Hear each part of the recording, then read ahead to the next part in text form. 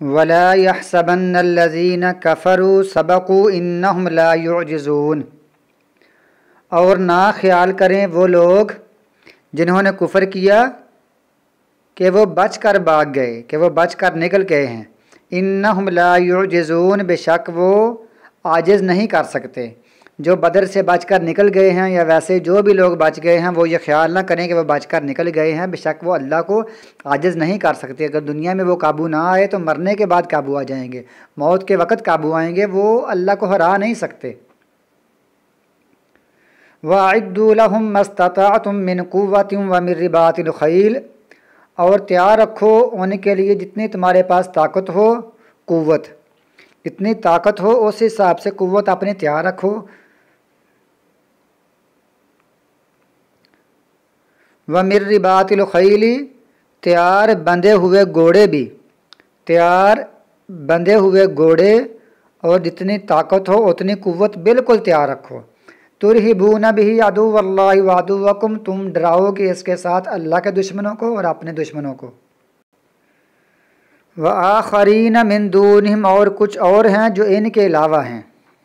لا تعلمونہم، تم نہیں جانتے ان کو، اللہ یعلمہم، اللہ ان کو جانتا ہے۔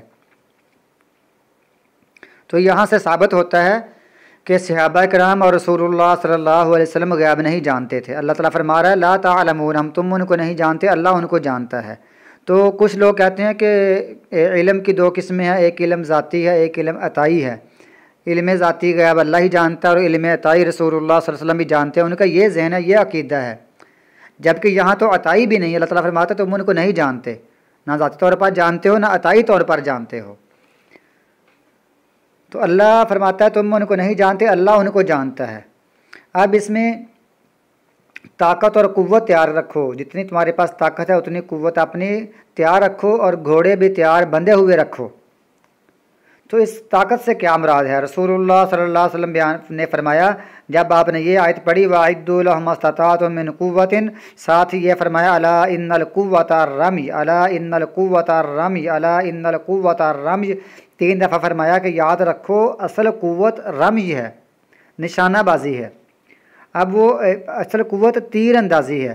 اب یہ تو تیر اندازی ہے، لیکن وقت کے ساتھ ساتھ کوئی بھی چیز جو دور پھینکی جائے وہ سب اس میں شامل ہے جو پھینکی جاتی ہے۔ جیسے رسول اللہ صلی اللہ علیہ وسلم نے جب مٹی پھینکی تھی کفار پر، کنکریاں پھینکی تھی، وہ بھی اللہ تعالیٰ فرماتا ہے وَمَا رَمَيْتَ إِذْ رَمَيْتَ، وہاں بھی رمی کے الفاظ ہیں۔ اسی طرح رسول اللہ صلی اللہ علیہ وسلم کے دور میں یہ چیزیں استعمال ہوئیں، اور بعد میں پھر منجنیق کا استعمال ہوا، وہ بھی بڑے بڑے پتھر پھینک کر اس سے دیواروں کو، قلعے کی دیواروں کو گرایا جاتا تھا، وہ منجنیق استعمال ہوتی تھی۔ پھر اس کے بعد مسلمان آہستہ آہستہ ترقی کرتے رہے، لوگ بھی ترقی کرتے رہے، پھر پٹرول والے ہتھیار استعمال ہونا شروع ہو گئے۔ اس کے بعد پھر بہت سارے خلفاء نے توپوں کا استعمال کیا، اور آج کے دور میں اگر ہم اسلحے کا نام لیں تو اس میں یہ چیز آتی ہیں کہ ہیلی کاپٹر ہو، ہوائی جہاز ہو، جنگی جہاز ہو، جنگی گاڑیاں ہوں، کمپیوٹر ہوں، توپیں ہوں، ریڈار ہوں، میزائل ہوں، ساری چیزیں اس میں شامل ہیں۔ تو اللہ تعالیٰ فرماتا ہے مسلمانوں کفار کے لیے جتنی طاقت ہے اتنی جتنی قوت ہے اتنی طاقت ضرور تیار رکھو، جتنی تمہارے پاس طاقت ہے اس حساب سے قوت ضرور تیار رکھو۔ وَمَا تُنْفِقُوا مِنْ شَيْءٍ، اور جو بھی تم خرچ کرو گے کچھ بھی، فی سبیل اللہ، اللہ کے راستے میں، یوفیٰ الیکم، تمہیں اس کا پورا پورا دیا جائے گا، وَأَنْتُمْ لَا تُظْلَمُونَ، اور تم پر ظلم نہیں کیا جائے گا۔ لیکن اس حکم سے اس وقت اکثر مسلمان بے پرواہ ہیں، مسلمان جو بڑے بڑے لیڈر ہیں، جو حکمران ہیں، سیاستدان ہیں، جو ان کی یعنی اہل حل و عقد ہیں، جن کے پاس کنٹرول ہے، لیکن وہ اس اسلحہ کی اس حکم سے نہ بلد بھی ہیں، نہ آشنا بھی ہیں، اور اس سے سستی اور کوتاہی بھی کر رہے ہیں۔ اللہ تعالیٰ ہمیں اس حکم پر عمل کرنے کی توفیق عطا فرمائے کہ ہمارا اسلحہ ہو ہمارے پاس، ہر دور کی جو ترقی ہوتی ہے نا وہ ہمارے پاس موجود ہونی چاہیے، اسلحے کے دور میں ہم سب سے آگے ہونے چاہیے۔ وَإِن جَنَحُوا لِلسَّلْمِ، اور اگر وہ جھک جائیں صلح کے لیے، تم بھی جھک جاؤ اس کے لیے۔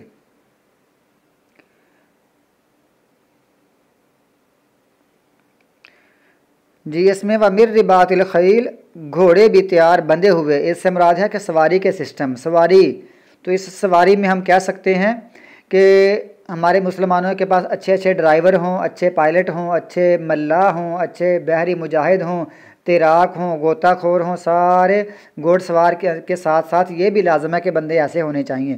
اسی طرح فوجی گاڑیاں، فوجی ٹینک، بختر بند گاڑیاں، جنگی جہاز، آبدوزیں، بحری بیڑے، جاسوسی کے آلات اور ادارے، یہ ساری چیزیں اس سواری کے اندر شامل ہیں۔ تو ہمارے مجاہدین کو، ہماری افواج کو، ہمارے لوگوں کو اسپیشلی طور پر ان چیزوں کو سیکھنا چاہیے، یہ اللہ کا حکم ہے۔ یعنی پہلی میں جو طاقت قوت ہے اس میں سارا اسلحہ آتا ہے، اور جو گھوڑے باندھنے سے مراد ہے یہ تو گھوڑے باندھنا کا تو ہے ہی ہے، لیکن اس کے ساتھ ساتھ سارے بندے کو یعنی ہر قسم کی جو سواری ہوتی ہے اس میں بندے کو ماہر ہونا چاہیے۔ جب یہ ساری چیزیں پوری ہوں گی نا تو پھر صلح کا مزہ آئے گا، مقابلہ برابری کا کرنے کا۔ اگر وہ صلح کے لیے جھکیں گے تو تم انہیں کے لیے صلح کی طرف جھک جانا، مائل ہو جانا۔ اگر ہم برابر کے بیس پر ان کا مقابلہ کریں گے تو تب بھی ان کو ڈر ہوگا، تب بھی وہ جو صلح کے لیے آئیں گے، ورنہ اگر ہم کمزور ہوئے مسلمان تو وہ صلح کی بھیک نہیں مانگیں گے، وہ تو ہم پر حملے کریں گے۔ تو جب صلح کر لو تو پھر وَتَوَكَّلْ عَلَى اللَّهِ، اللہ پر بھروسہ کرو۔ اب اللہ تعالیٰ پر بھروسہ کرنے کا نتیجہ کیا ہے؟ جیسے صلح حدیبیہ ہوئی، صلح حدیبیہ کتنی اچھی صلح ہے جس کو اللہ تعالیٰ نے فتح مبین قرار دیا ہے۔ تو آپ اللہ تعالیٰ پر بھروسہ کرتے ہوئے صلح کر لیں، اِنَّهُ هُوَ السَّمِيعُ الْعَلِيمُ، بے شک وہ سننے والا ہے، جاننے والا ہے۔ اب لوگ کہتے ہیں کہ نہیں، ہم نے فلاں سے صلح نہیں کرنی، ہم نے امریکہ سے صلح نہیں کرنی، ہم نے یورپ سے صلح نہیں کرنی۔ جب صلح کا معاملہ ہو اپنی تیاری کرو، اپنا اسلحہ مکمل تیار رکھو، لیکن صلح لازمی ہے۔ وَالصُّلْحُ خَيْرٌ، صلح ہی بہتر ہوتی ہے۔ یعنی جنگ بہتر نہیں ہے، جنگ تو ایک آخری آپشن ہے، ورنہ صلح ہی بہتر ہوتی ہے۔ صلح کے بڑے فوائد ہیں۔ وَإِن يُرِيدُوا أَن يَخْدَعُوكَ، اور اگر وہ ارادہ کریں کہ وہ دھوکہ دیں آپ کو، فَإِنَّ حَسْبَكَ اللَّهُ، پس بے شک آپ کو اللہ ہی کافی ہے۔ هُوَ الَّذِي، وہی ذات ہے جس نے أَيَّدَكَ بِنَصْرِهِ، اپنی مدد کے ساتھ تجھے قوت بخشی۔ أَيَّدَكَ قوت بخشی، کاف کا معنی آپ کو، بِنَصْرِهِ اپنی مدد کے ساتھ، وَبِالْمُؤْمِنِينَ اور مومنوں کے ساتھ۔ اللہ تعالیٰ نے اپنی مدد بھیجی ہے، اپنے فرشتے بھیجے ہیں اور آپ کے ساتھ ایک مومنوں کی جماعت تیار کر دی ہے۔ اللہ نے مومنوں کے ساتھ اور اپنی مدد کے ساتھ آپ کو قوت بخشی ہے۔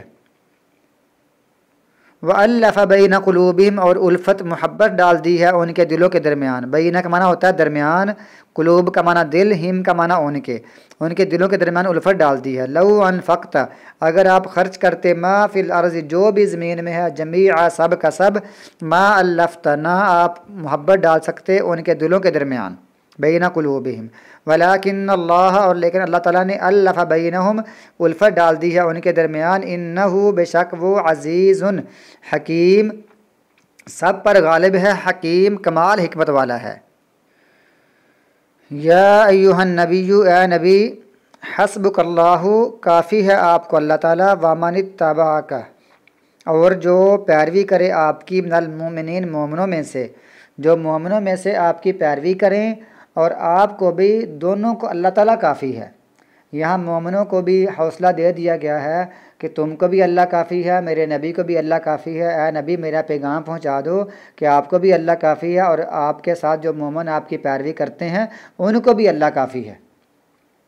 اور یہ جو اللہ کافی ہے والے ہیں، یہ وظیفہ ہے، یہ بہت پڑھنا چاہیے۔ حسبنا اللہ و نعم الوکیل، حسبنا اللہ و نعم الوکیل۔ ابراہیم علیہ السلام نے جب آگ میں پھینکے گئے تب یہ وظیفہ پڑھا تھا، اور رسول اللہ صلی اللہ علیہ وسلم نے اور آپ کے صحابہ کرام نے احد کے بعد کفار کے جمع ہو کر دوبارہ حملہ ہونے کے وقت، جب احد کے بعد دوبارہ کافروں نے حملہ کرنے کا منصوبہ کیا، تو اس وقت صحابہ کرام نے یہ پڑھا تھا، حسبنا اللہ و نعم الوکیل۔